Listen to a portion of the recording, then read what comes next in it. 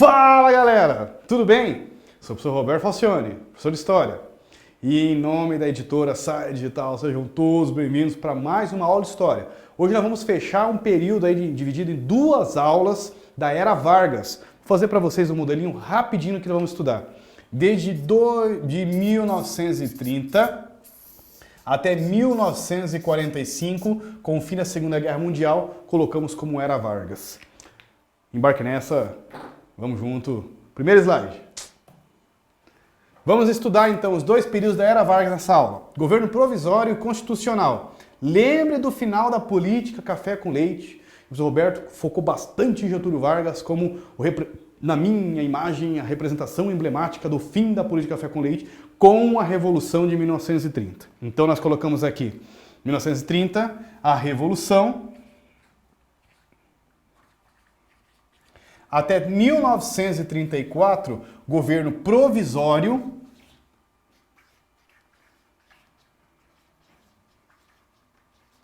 e de 1934 até 1930, deveria ser até 38, mas não foi, é o período chamado governo constitucional. Lembrando, Getúlio Vargas não ganhou a eleição de 1930. Quando foi criada a nova Constituição, prevendo eleições para 1938, colocaram Getúlio Vargas automaticamente no poder por mais 4 anos, então automaticamente ele já estava no poder. No entanto, ele não vai sair, ele vai dar um golpe nele mesmo, um golpe de Estado, chamado Estado Novo, dizendo que para garantir o poder, vai dizer, para afastar as ameaças comunistas, inclusive foi criado um documento fake news da história, chamado Plano Cohen. Ele institui o Estado Novo em 1937, um ano antes, e de 37 a 45 nós temos período mais ditatorial dos governos de Vargas, Estado Novo. Todo esse período, de 1930 até 1945, com o fim da Segunda Guerra Mundial e a participação do Brasil, nós chamamos de Era Vargas, só para vocês se localizarem onde nós estamos no espaço histórico do Brasil. Vamos lá. Primeira, retomando o que foi a Revolução de 30, uma junta provisória passou o poder no Palácio do Catete, que era a sede do governo central. Getúlio Vargas, que vestia a farda pela primeira vez na vida, encerrando a chamada República Velha. No discurso de posse, Getúlio estabelece 17 metas a serem cumpridas pelo governo provisório. Na mesma hora, no centro da cidade do Rio de Janeiro, soldados gaúchos cumpriam a promessa de amarrar os cavalos no obelisco da Avenida Central, atual Avenida Rio Branco, marcando simbolicamente a vitória da Revolução de 1930. Nesse contexto pós-Revolução de 30, foi derrubado o presidente Washington Luiz, impedido a posse do presidente eleito Júlio Prestes e criado, inclusive, intervenções diretas em políticas estaduais, inclusive de governadores. A Assembleia foi fechada, ficou cancelado a Constituição no Brasil, por isso que é um período chamado de governo provisório inconstitucional. Revolução Constitucionalista. Opa, vai aparecer a palavra de novo. Então foi cancelada a Constituição. Os paulistas indignados que o Washington Luiz foi derrubado, lembra que ele é um representante dos barões do café de São Paulo, indignados, inclusive inquietados, porque Júlio Prestes, que tinha ganhado as eleições, ele ia representar as políticas e os interesses dos barões do café, da elite rural cafeeira de São Paulo, também não entrou no governo. Aí, adivinha o que São Paulo resolveu fazer?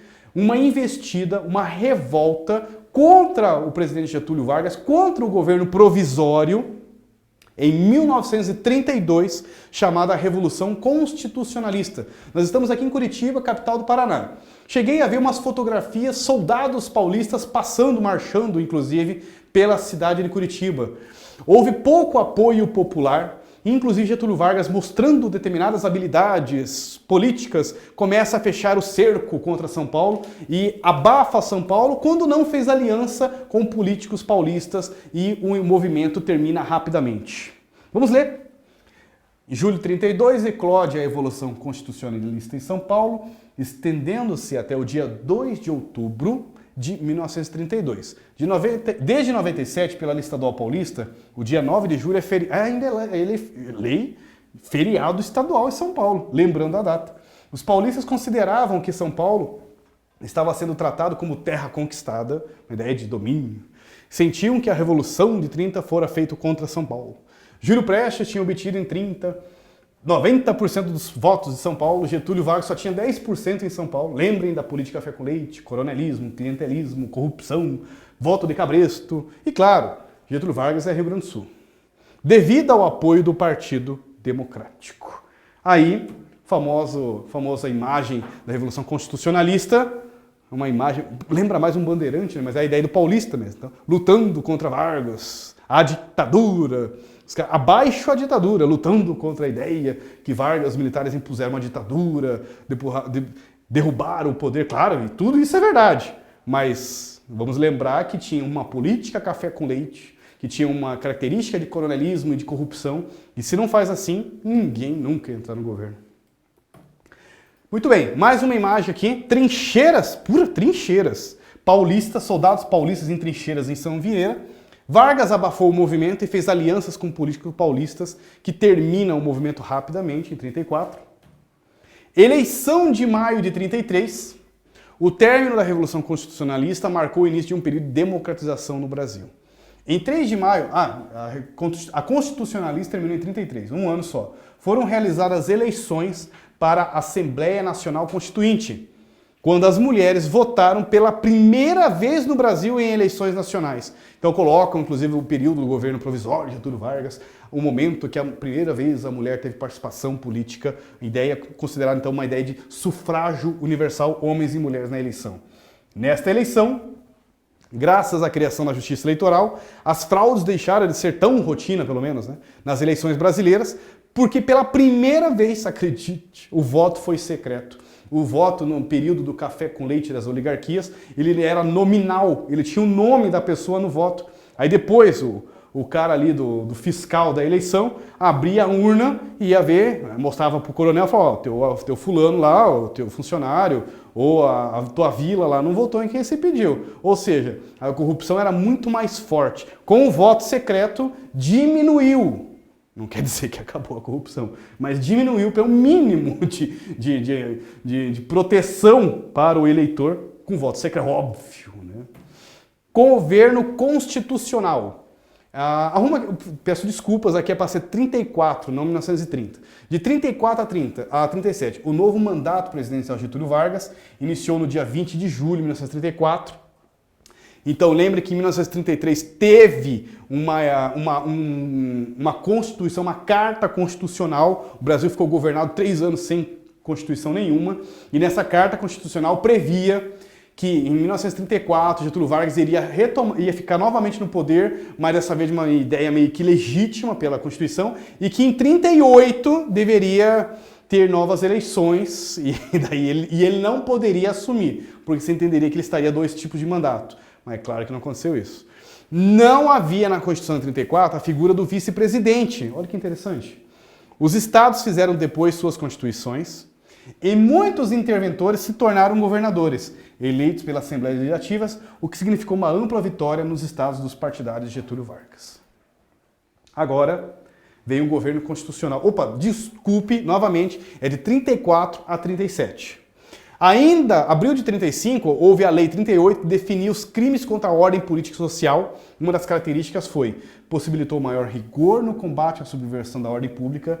Ficou conhecida como a Lei da Segurança Nacional. Cai muito em vestibular essa questão aqui.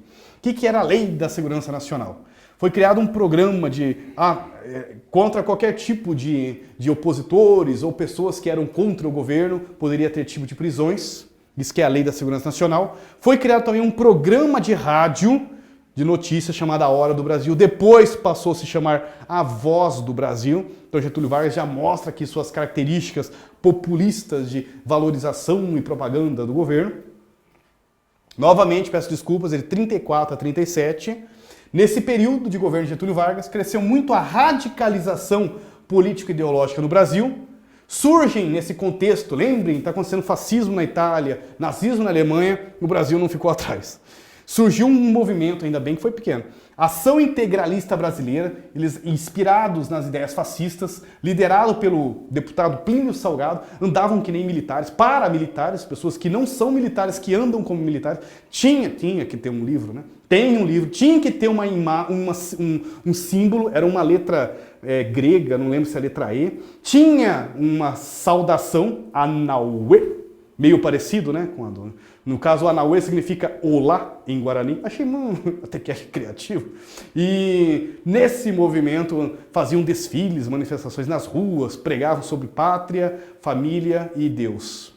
Eu sei, bem característico, né? Então, esse movimento chamado integralista, claro que deveria ser proibido, inclusive no Brasil, mas Getúlio Vargas fazia uma espécie de vista grossa, pelo menos nesse período. No Estado Novo ele vai proibir a ação integralista, como também um outro grupo voltado chamado ANL, Aliança Nacional Libertadora, de característica comunista, altamente partidário do movimento pró-soviético chamado Partido Comunista do Brasil, o PCdoB, o Partidão.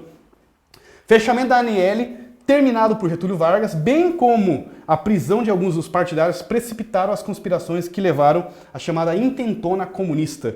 Vou parar exatamente nesse ponto, onde nós vamos começar na próxima aula, sobre um movimento chamado Estado Novo, o golpe do Estado Novo, e como que Getúlio Vargas vai organizar o país num momento mais ditatorial, e que vai culminar com a Segunda Guerra Mundial e a participação dos pracinhas. Não perca essa aula, ficou show de bola, e vamos poder discutir bastante questões históricas relacionadas à Força Expedicionária Brasileira. A cobra vai fumar. Só queria fechar com vocês aqui rapidinho. Luiz Carlos Prestes, chamado Cavaleiro da Esperança. Ele era um deputado, um político, participou da intentona comunista, tentaram tomar o poder e implantar o comunismo no Brasil, e era tudo que Getúlio Vargas precisava para, claro, perseguir opositores, lideranças comunistas e, enfim, endurecer os lados democráticos e proibir, inclusive, o comunismo no Brasil.